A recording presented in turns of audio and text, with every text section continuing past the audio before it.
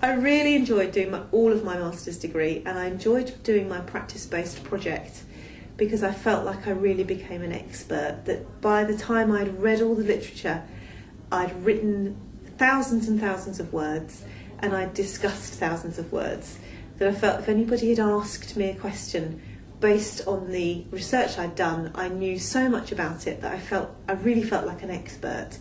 I enjoyed discussing with people hugely, discussing education, learning, theories of learning, attitudes to learning, in a context which wasn't laden with the sorts of emotions or the sorts of agendas that you have in school or at work.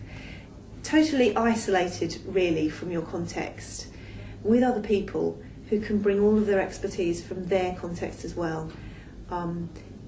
I very much enjoyed discussing theory, as it were, and then seeing it acted out in front of me in my class. I found that such an eye-opener.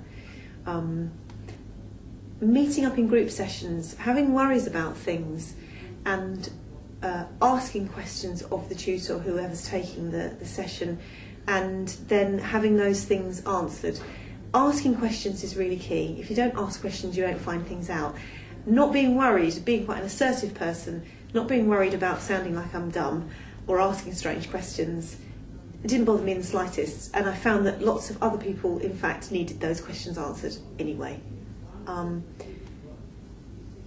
through the process of writing up my project was a real learning process, and I felt that unless I'd gone through that and some of those struggles, I wouldn't have grown in the way that I'd grown, which I did, and come out the other side feeling, like I say, more of an expert. Coming into the library and seeing other students at work, as a mature student who hasn't been a student for a long time, that was good too. And I actually got quite a buzz from coming into university and feeling like a student again, picking up my books and thinking, oh, fabulous, I found that book that I really wanted.